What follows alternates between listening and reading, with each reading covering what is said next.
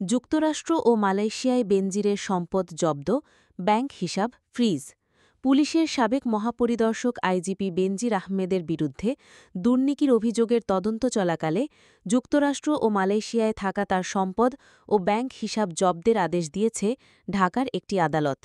সোমবার ১৪ জুলাই ঢাকার metropolitan senior special জাজ মোহাম্মদ জাকির হোসেন গালিব দুর্নীতি দমন কমিশনের দুদকের আবেদনের পরিপ্রেক্ষিতে এই আদেশ দেন। আদেশ অনুযায়ী যুক্তরাষ্ট্রের নিউ ইয়র্ক শহরের লেক অ্যাভিনিউ ও লেক স্ট্রিটে অবস্থিত বেনজিরের দুটি স্থাবর সম্পত্তি, যার প্রতিটির মূল্য $2,15,000 ক্রোক করা হয়েছে। পাশাপাশি যুক্তরাষ্ট্রের স্ট্যান্ডার্ড চার্টার্ড ব্যাংক এবং মালয়েশিয়ার সিআইএমবি ইসলামিক ব্যাংকে থাকা তার নামে খোলা মোট ৪টি ব্যাংক হিসাবও ফ্রিজ করার নির্দেশ দেওয়া হয়েছে। দুদকের উপপরিচালক মোহাম্মদ হাফিজুল ইসলাম আদালতে আবেদনটি দাখিল করেন।